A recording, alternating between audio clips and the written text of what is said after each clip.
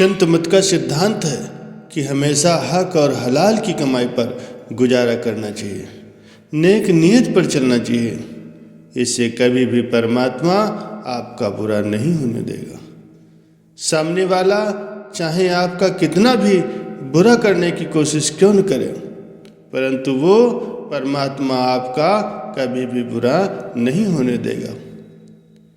परमात्मा को हर एक जीव के बारे में पूरा ज्ञान होता है कि उसके अंदर क्या चल रहा है, उसकी सोच कैसी है, उसका दूसरे व्यक्ति के लिए दिल में क्या स्थान है। परमात्मा नेक नीयत वाले व्यक्ति के साथ हमेशा रहता है और उसका हर एक मुसीबत की स्थिति में सहयोग करता है। परमात्मा हमेशा ही अपने शिष्य की देखरेख करता है और जो मनुष्य परमात्मा से जुड़े होते हैं, जो उस परमात्मा की याद में समय बिताते हैं, वो जीव मालिक के प्यारे होते हैं। परमात्मा की भक्ति करना बड़े सौभाग्य की बात है, क्योंकि उस परमात्मा की मंजूरी से ही हमें उस परमात्मा की शरण में जाने का मौका मिलता है। हमें एक देहधारी सद्गुरु की शरण मिली है, जिसके जरिए हम इस मनुष्य जन्म का पूरा लाभ उठा सकते हैं। परमात्मा की भक्ति करके हम इस 84 के जेल खाने से छुटकारा पा सकते हैं और ये आखिरी मौका है। अगर हम अब भी इसका फायदा नहीं उठाते तो इसके अलावा हमें कोई दूसरा सुनहरा अवसर नहीं मिलने वाला। प्यारे सज्जनों, हमेशा ये एहसास रखें कि कठिन समय में आप अकेले नहीं होते हैं। सतगुरु का एक अनदेखा हाथ हमेशा ही आपके लिए काम कर रहा होता है। एक बार एक राजा बहुत ही दिनों से पुत्र प्राप्ति के लिए आशा लगाए बैठा था, लेकिन उसके कोई पुत्र नहीं हुए। उसके सलाहकारों ने तांत्रिकों से सहयोग लेने को कहा, तो तांत्रिकों ने सुझाव दिया कि किसी बच्चे की अगर बलि दे दी जाए तो आपको पुत्र की प्राप्ति हो जाएगी। राजा ने राज में ढिंढोरा पिटवा दिया कि जो कोई भी अपना बच्चा देगा उसे बहुत सारा धन दिया जाएगा। एक बहुत ही गरीब परिवार था, उसमें कई बच्चे थे। गरीबी इतनी अधिक थी कि उनको भोजन तक मिलने में दिक्कत होती थी।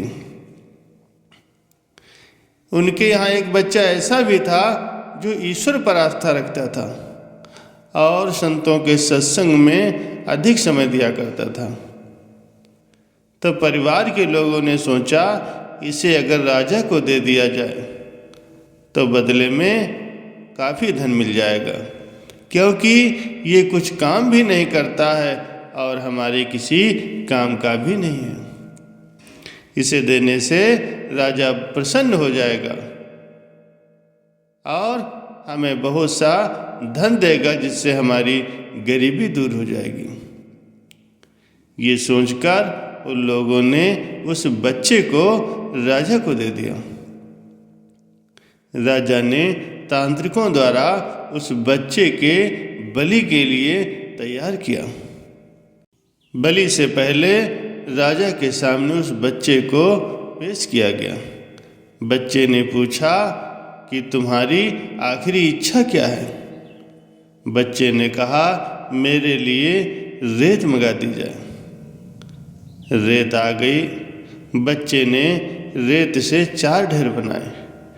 एक एक करके 3 रेत के ढेरों को तोड़ दिया और चौथे के सामने हाथ जोड़कर बैठ गया।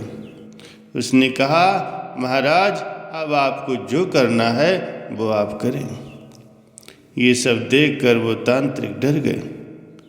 उन्होंने उस बच्चे से पूछा कि तुमने ये क्या किया, पहले ये बताओ।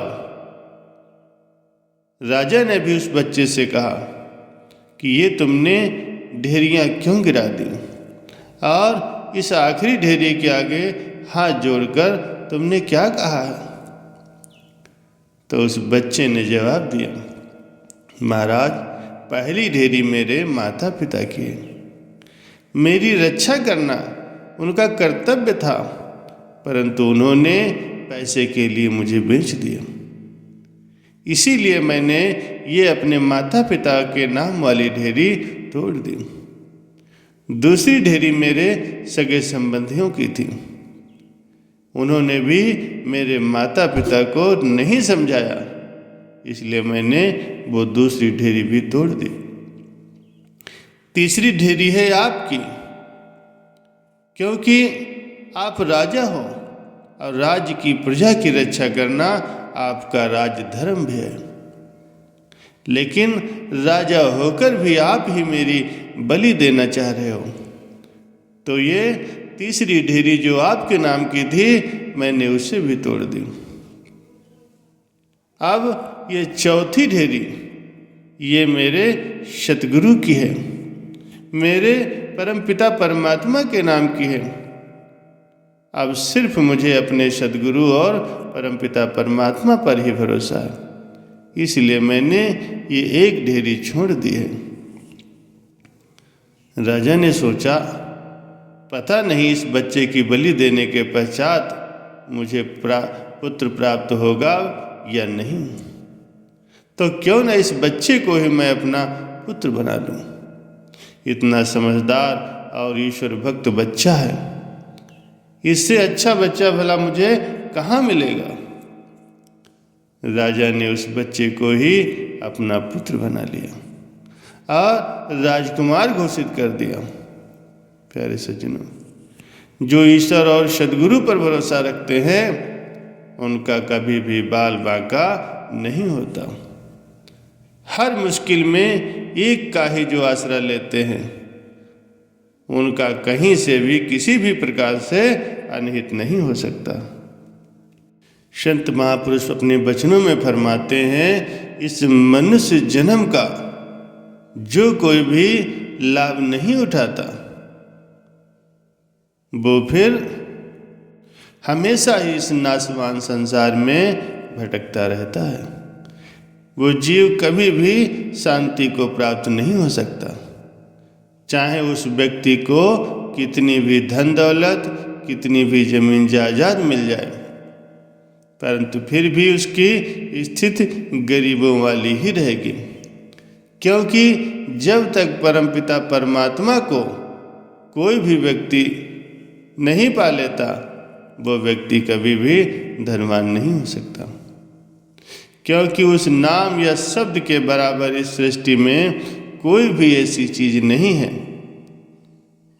क्योंकि वो शब्द का कोई मोल नहीं है, वो अमोलक शब्द है। उस नाम की कोई हद नहीं है, क्योंकि वो अनहद नाद है। वो 24 घंटे हमारे अंदर बज रहे धुंकार, जो व्यक्ति उसको समझ लेता है, जो उस युक्ति को पाकर उस परमपिता परमात्मा की भक्ति में लीन रहता है, वो परमात्मा को पा लेता है और वही सृष्टि में सबसे ऊंची श्रेणी का जीव कहलाता है।